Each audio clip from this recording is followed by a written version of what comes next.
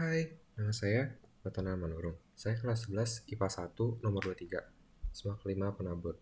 Nah, tentu di masa-masa sekarang ini memang masa yang termasuk susah ya, apalagi dengan adanya virus yang berkeliaran saat ini. Nah, untuk itu saya ingin mengucapkan semoga semua kalian tetap sehat, tetap selamat, ya, jaga diri kalian di rumah, jangan keluar-keluar. Itu saja. Oke, mari kita mulai videonya. Oke, jadi sebelum kita ke percobaan pembuatan koloid, pertama-tama tentu kita harus tahu apa itu koloid. Nah, jadi itu ada 3 jenis campuran. Yang pertama itu larutan, lalu ada koloid, dan ketiga suspensi. Digolongkan ketiganya berdasarkan besarnya partikel jadinya. Nah, jadi ini ada 3 contoh. Jadi yang pertama itu air plus garam. Nah, ketika air dan garam dicampurkan, maka garam akan larut dan membentuk larutan garam. Di dalam larutan garam, zat terlarut, yaitu garam, tersebar dalam bentuk partikel yang sangat kecil, sehingga tidak dapat dibedakan lagi dari mediumnya, dan juga tidak dapat disaring. Yang kedua adalah campuran susu dan air. Ketika susu instan dicampur dengan air, ternyata susu akan larut, tetapi larutannya keruh. Nah, jika didiamkan, campuran ini tidak memisah, tidak dapat disaring juga. Secara makroskopis, campuran ini tampak homogen, tetapi sebenarnya jika diamati dengan mikroskop ultra bersifat heterogen. Campuran itu yang disebut koloid. Nah, yang ketiga itu pasir dan air. Ketika pasir dan air dicampurkan, maka pasir tidak larut. Nah, pasir dan air akan memisah, dan campuran ini disebut suspensi. Suspensi bersifat heterogen dan dapat dipisahkan dengan penyaringan. Nah, pengertian sistem koloid itu adalah suatu bentuk campuran yang keadaannya terletak antara larutan dan suspensi, atau campurannya besar. Oke, jadi ini adalah tabel perbandingan sifat larutan koloid dan suspensi. Nah, untuk larutan atau dispersi molekuler, yaitu homogen, tidak dapat dibedakan walau menggunakan mikroskop ultra, dan juga semua partikel berdimensi panjang lebar kurang dari 1. Dia juga satu fase, stabil, dan tidak dapat disaring. Contohnya larutan garam tadi.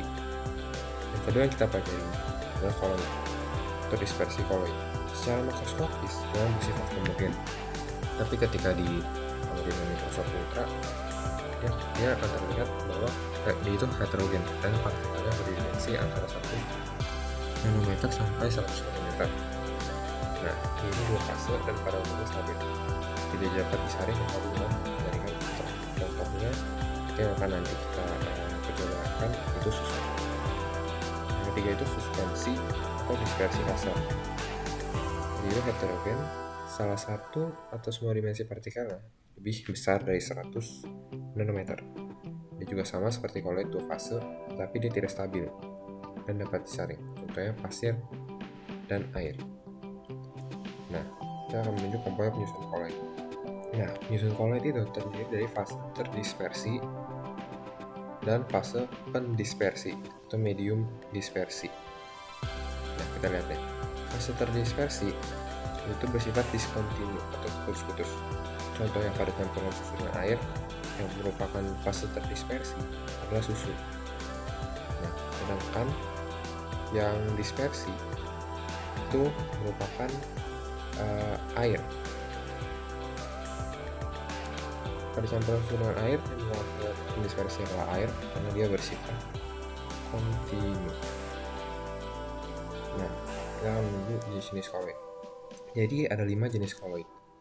Ada aerosol, sol, emulsi, buih, dan gel. Yang pertama itu aerosol. Aerosol itu merupakan sistem koloid dari partikel padat atau cair yang terdispersi di dalam gas. Contoh aerosol padat itu asap, dan aerosol cair kabut. Nah, produk dalam bentuk aerosol itu seperti contohnya parfum atau alat pembasmi hama. Lalu ada sol. Sol itu adalah sistem koloid dari partikel padat yang terdispersi dalam zat cair atau padat.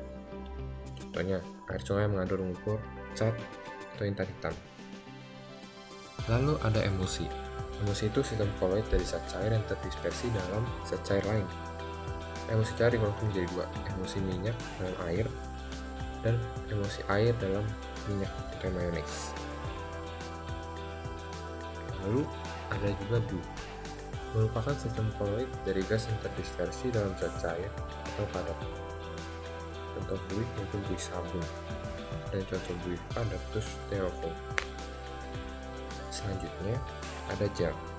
Gel itu merupakan koloid yang setengah kaku antara padat dan cair, seperti agar-agar, selai, dan lem kanji. Nah, ini ada perbandingan jenis-jenis koloid. Dari 5 jenis koloid yang tadi, kita dapat perbandingkan kelimanya itu. Contohnya sebagai berikut. Fase terdispersi, dan fase pendispersi, lalu nama, dan contoh. Yang pertama ada padatan gas, yaitu aerosol padat namanya. Contohnya asap. Lalu ada fase terdispersi padat, dan fase pendispersinya itu cair, namanya sol. Sol emas, sol belerang, tinta, cat. Dan selanjutnya sebagai berikut.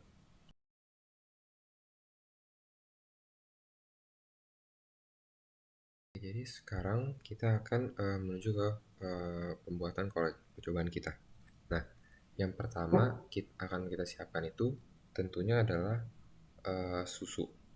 Susunya saya pakai susu kental manis. Ya, ini dia. Nah, oke.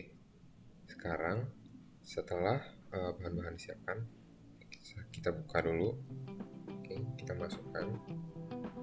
Kita buka tutupnya, masukkan. Yang jumlah yang saya masukkan ini hanya sedikit saja karena untuk percobaan.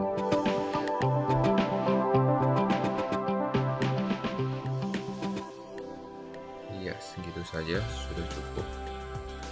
Oke.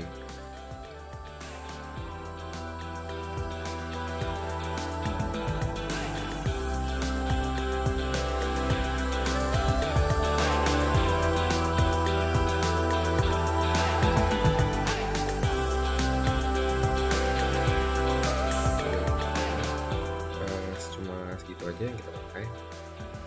Selanjutnya saya akan menuju ke dispenser air untuk mengambil air.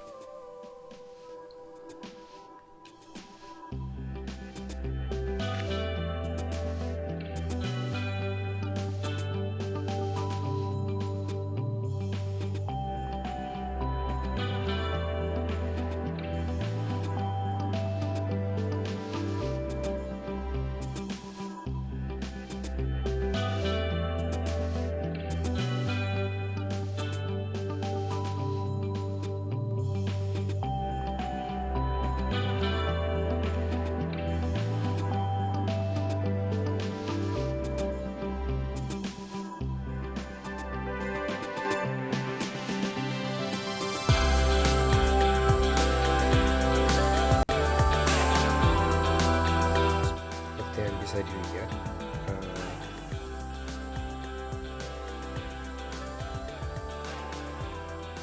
belum bercampur. Keduanya yang bisa dilihat keduanya belum dicampur. Di atas merupakan air dan di bawah susu kental manis ya.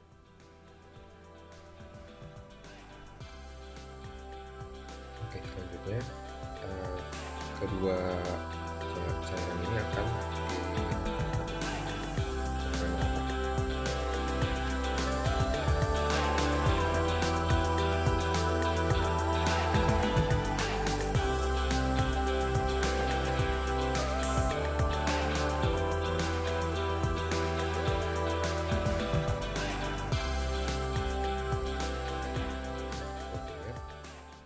seperti yang bisa dilihat, keduanya sudah bercampur.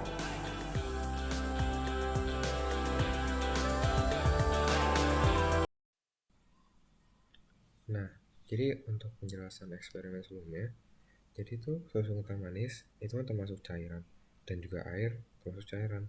Nah, ketika keduanya dicampur, menjadi air susu, terjadi proses campuran sehingga mereka menjadi yang dikatakan emulsi cair, karena yang terdispersi itu sama dan dispersinya sama-sama cairan.